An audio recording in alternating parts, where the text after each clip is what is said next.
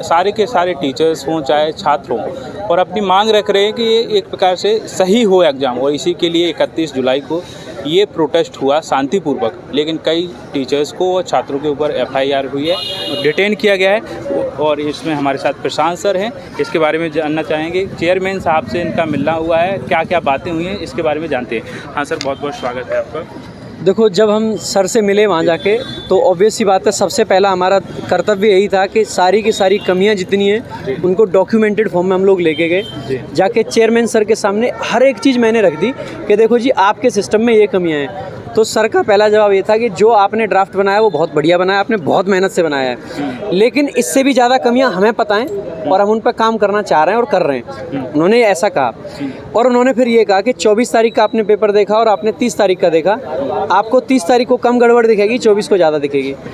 मैं बस यही कहना चाहूँगा कि 24 को बहुत कम गड़बड़ थी, 30 को, अगर 24 को 10 दिक्कतें थी बच्चे के सामने, तो 30 तारीख को 100 दिक्कतों में वो कन्वर्ट हो गई थी। अच्छा, तो यानी कि दिक्कतें उनको पता है लेकिन सुधार नहीं हुआ है। बिल्कुल दिक्कतें पता हैं, ऐसा मैं पहले ही बता रहा हूँ, दिक्कतें उनको सब पता हैं, क्योंकि बच्चों ने इतने मेल करे हैं। और आप लोगों से भी कहूँगा कि अगर आपके साथ भी कोई भी अन्याय हुआ है, दिक्कत हुई है, तो चेयरमैन सर का जो ईमेल आईडी है या SSC का जो हेल्प डेस्क वाला ईमेल आईडी है, आपको सबसे पहला काम ये करना है कि अपनी दिक्कत वहाँ तक डॉक्यूमेंटेड रूप से पहुँचा देनी है, क्योंकि कल को ना आपकी बात पर कोई भरोसा नहीं करेगा। जब हमने एक चीज़ कही थी सर से कि कुछ क्वेश्चंस के आंसर बोल्ड आ रहे हैं, तो पता है सर का क्या कहना था, प्रूफ दो। मैंने कहा सर, मैं वीडियो बना के थोड़ी लाऊंगा, या जिस बच्चे ने ये देखा है कि आंसर बोल्ड है वो वीडियो बना लेगा, उसके पास तो फ़ोन ही नहीं है, प्रूफ हम कहाँ से दें। तो सर का कहना था कि मैं वीडियो बना के लाऊं। अगर ऐसी बातें कहेंगे, इसका मतलब है कि बच्चों की आवाज़ तभी सुनी जाएगी जब प्रूफ होगा। अगर आपके साथ कुछ इनजस्टिस हुई है, कुछ गलत हुआ है, PG पोर्टल पर अपनी ग्रीवेंस डालें, पहला काम। SSC चेयरमैन को SSC की जो हेल्प डेस्क वाली आईडी है, उनको अपनी जो भी दिक्कत है उसको मेल ज़रूर करें, दूसरा काम। इसके अलावा अगर सेंटर पे कुछ गलत हुआ है तो उनसे लिखवा के ले लें कि जी ये जी गलत हुआ है, और उसको अटैच करके मेल ज़रूर भेज दें। ये चीज़ें आपको करनी है। बाकी दिक्कतें बहुत हैं, सब टीचर्स ने भी आपको बहुत सारी चीज़ें बताई होंगी। मैं बस कुछ ऐसा बताना चाहता हूँ जिससे बच्चों का थोड़ा सा अच्छा लगे, बच्चों को कि ये इनको करना है। बाकी अपनी आवाज़ आपको अपने MLA के थ्रू, अपने MP के थ्रू, पुलिस के थ्रू, या जो भी आपके पास चैनल आपको नज़र आता है कि मैं इस आदमी से कहूँ तो मेरी आवाज़ पहुँच सकती है, उसके थ्रू आपको पहुँचानी है। हर एक बच्चा जब कोशिश करेगा ना, आपको शायद ये लगेगा कि मैं एक अकेले के जाने से क्या परिवर्तन ले आऊँगा, लेकिन जब हर आदमी होगा ना, अगर हर बच्चा यही सोचेगा कि मेरे अकेले से कुछ नहीं होगा, तो भाई बूंद बूंद से सागर बनता है, और बूंद बूंद से बहुत कुछ कर सकते हैं। हर एक बच्चे की जब शाम को ना DM साहब अगर देखें तो उनके यहाँ इतना बड़ा गट्ठर लगा होना चाहिए कि उनको ये ना समझ आए कि ये इतनी ग्रीवेंस आ किस चीज़ की गई, और जब वो खोल के देखें तो उसमें हर चीज़ में एक ही ग्रीवेंस हो कि DM साहब हमारे साथ जो गलत हुआ है उसका जवाब दो। सरकार ने आपको नियुक्त करके भेजा है कि इस पूरे के पूरे डिस्ट्रिक्ट का, ज़िले का आपको संभालना है, तो उनके पास पहुँचना चाहिए। हमने MP साहब को चुन के भेजा है, तो हम उनसे जवाब मांग सकते हैं। अगर वो हमसे वोट मांग सकते हैं तो क्या हम उनसे जवाब नहीं मांग सकते? बिल्कुल मांग सकते हैं। हमने उनको किसी भरोसे के साथ चुना था।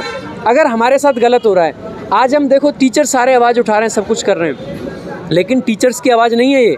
टीचर सिर्फ उठा रहे हैं, टीचर सिर्फ शुरुआत कर रहे हैं। अल्टीमेटली ये आवाज़ उस युवा की है, उस बच्चे की है जिसके साथ में गलत हुआ है। और मैं सच बता रहा हूँ, अगर मैं आपको सारे बच्चों की कहानियाँ सुनाऊंगा ना, आप खुद मेरे सामने रो दोगे, और मेरे खुद के आंसू आते हैं सुन के कि 3000 रुपये महीना घर की इनकम है, और वो आदमी SSC की तैयारी इस उम्मीद में कर रहा है कि मैं अपने परिवार की दिशा और दशा दोनों बदल के रख दूंगा, और उस आदमी को 600 किलोमीटर दूर सेंटर डाल दे रहे हो। उसके 2 महीने की सैलरी तो इस चीज़ में लग गई कि उसको वहाँ जाके रूम लेना पड़ रहा है, उसको किराया देना पड़ रहा है, रिजर्वेशन कराना पड़ रहा है, और वहाँ जाके उसको पता चल रहा है कि उसका पेपर कैंसिल हो गया।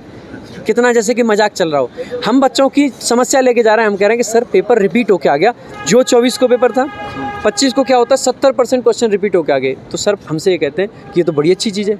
हमने कहा ये कैसे अच्छी चीज़ है कि जो बच्चे पेपर देंगे वो बाहर आके बताएंगे कि आज ये क्वेश्चन आए थे।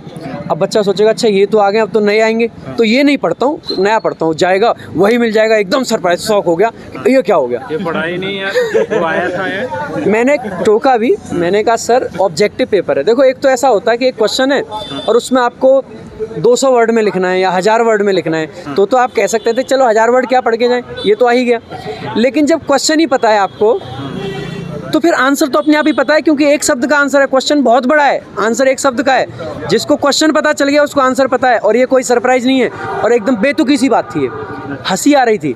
हमने सर से पूछा कि सर आपने ये जो नया टेंडर है, ये जो नया वेंडर है, इसको आपने टेंडर दिया कैसे? मैंने पूछा सर जब टेक्निकल असेसमेंट होता है तो क्या आपने सेंटर्स चेक नहीं किए? तो सर का ये कहना था कि उन्होंने हमसे वादा किया था कि वो हमें अच्छे सेंटर्स देंगे। अब आप एक बात बताइए, वादा तो आप लोगों से भी पता नहीं कौन कौन करके गया होगा, और वादा तो इन लड़कों ने भी पता नहीं किस किस से कर रखे होंगे। इनके वादे का क्या? बताओ ना, इन्होंने भी तो वादे करें अपने माँ बाप से, किसी और से, किसी न किसी से तो चीज़ें करी हैं। इनके वादे का क्या? कहते हैं कि हमसे वादा करके गए, कह रहे कि आपसे मान लो कोई वादा कर जाए कि 40 लोगों का खाना लेके आऊँगा, 20 का ले आए तो आप क्या करोगे? तो हमने कहा कि हम तो सबसे पहले उसको भगा देंगे कि भाग यहाँ से, गलत कर रहा है हमारे साथ। तो मैंने कहा आपको भी वही करना चाहिए। सबसे पहले जो नया वेंडर है जिसने आपके साथ गलत किया, कम लोगों की व्यवस्था रखी, भगाओ, नई व्यवस्था देखो, दूसरी व्यवस्था देखो। तो इस पे वो हंस दिए कि ऐसे नहीं होता है। अच्छा, कितने लोग गए थे आप लोग? हम 3 लोग थे, मैं था और 2 सर और थे, अभिनय सर थे और अंकित सर थे। अच्छा, कितने टाइम तक आप लोगों की बातचीत हुई? बहुत टाइम तक बातचीत हुई और हमने हर मुद्दे को उठाया। सीपीओ रिजल्ट का मुद्दा मैंने बड़े अच्छे से उठाया। उन्होंने कहा कि एमएचए ने अटका रखा है। मैंने उनसे ये भी सजेशन दिया, मैं कहा सर एमएचए ने अटकाया तो एक काम करो, फाइनल रिजल्ट अटका दो। बहुत सारे बच्चे मेडिकल का इंतजार कर रहे हैं, उनका मेडिकल करा लो। उनको दिक्कत हो रही है, किसी को पढ़ने में लग रहा है आँख खराब ना हो जाए। और दिक्कत एक्चुअली में ऐसा नहीं है कि पढ़ने से आँख खराब हो जाएंगी, माइंड से होती है। बच्चे को लगता है मैं इस स्टेज तक आ गया हूँ, बाई चांस कुछ दिक्कत हो गई। किसी को लग रहा है यार बैठे बैठे पढ़ते पढ़ते वजन ना बढ़ जाए, किसी को लग रहा है यार कि कोई और दिक्कत ना हो जाए, तो बच्चा पढ़ नहीं पा रहा है, दिमाग नहीं लगा पा रहा है। मैंने कहा आप मेडिकल करा दो, फाइनल रिजल्ट पे चलो एमएचए का ऑब्जेक्शन है, रोक देना, आगे का प्रोसेस तो बढ़ाओ। तो उनका कहना था कि ऐसे नहीं होता। बहुत सारी चीज़ें, मतलब मुझे लगता है कि हमें लगता है ऐसे हो सकती हैं, लेकिन सर का कहना था कि ऐसे नहीं होता। अच्छा, मुलाकात से क्या उम्मीद रही है कि वो पूरी? मुलाकात से एक चीज़ जो मुझे समझ आई वो ये है कि कुछ नहीं होने वाला अभी, कुछ नहीं होने वाला। बिल्कुल। लेकिन आप लोग क्या करने वाले हैं, क्या रणनीति आपकी? मेरी बहुत सिंपल रणनीति है। ये सब बच्चे खड़े हैं, जितने लोग यहाँ खड़े हैं, ये सब आवाज़ उठा रहे हैं ना आप लोग, तो इसी तरीके से भारत का हर एक बच्चा आवाज़ उठा रहा है। और आपको कल से परसों से खुद दिखेगा कि टीचर बेशक कहीं नहीं दिख रहे हैं, लेकिन हर एक बच्चे की आवाज़ उठ रही है। ये मैं आपसे अभी कह के जा रहा हूँ, आवाज़ बंद नहीं होगी। अच्छा, डिटेन भी किया गया था कई टीचर्स को, आप भी थे उसमें? देखो मैं थोड़ा सा हल्का फुल्का आदमी हूँ, भाग गया, बस ये समझ लीजिए, भाग गया। थप्पड़ पड़ा था मेरे, बहुत भयंकर थप्पड़ पड़ा, और 1-2 मिनट के लिए मेरे को ऐसा लगा कि मेरे को कुछ दिखाई नहीं दे रहा है। मैं वहीं पे बैठ गया। एक कोई टीचर थे, वो पानी की बोतल लेके आए, मैंने मुंह पे थोड़ा पानी वानी मारा और फिर मैं भाग गया। भागने में तो पकड़ नहीं सकते हैं। भागने में कैसे पकड़ लेंगे? 4:58 बूट में 1600 मीटर मारी है मैंने। 4:58 का टाइम है, तो कैसे पकड़ पाएंगे अब? तो मैं तो देखो भाग गया, लेकिन हर आदमी नहीं भाग सकता। और भागना मजबूरी हो गई थी, क्योंकि मारा जा रहा था, पीटा जा रहा था। अगर पहली बार में मेरे ऐसा भयंकर थप्पड़ लगा है कि मेरी आंख नहीं खुल रही, तो आप बताओ मेरे पास क्या ये ऑप्शन है कि मैं खड़ा होकर पिटता रहूँ?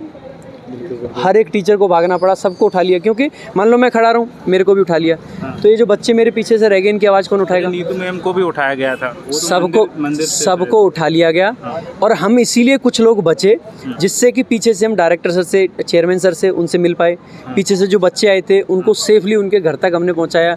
आपने देखा प्रोटेस्ट हुआ, खूब भगदड़ मची। क्या आपने कहीं ये देखा किसी बच्चे को चोट आई? क्या आपने कहीं ये देखा किसी बच्चे के साथ कुछ वैसा हुआ? नहीं। ये भी जिम्मेदारी हम लोगों ने पीछे से निभाई कि जिन लोगों को डिटेन कर लेंगे पहली बार में, अब वहाँ पे मैं कुछ नहीं कर सकता हूँ। लेकिन जो लोग हम पीछे से बचे थे, हमारा पहला मकसद ये था कि जो बच्चे यहाँ पे आ गए हैं, हमने बच्चे नहीं बुलाए, किसी ने भी ये नहीं कहा कि बच्चे आएंगे, बच्चे आ गए थे, तो हमारी एक मॉरल ड्यूटी बनती है कि इन बच्चों को सेफ साइड रखा जाए। और किसी भी बच्चे को भगवान की कृपा से कुछ ऐसा हुआ नहीं, किसी के साथ कुछ गलत नहीं हुआ। इस वजह से हम लोगों ने थोड़ा सा साइड से भागना उचित समझा। बहुत बहुत धन्यवाद सर। Thank you.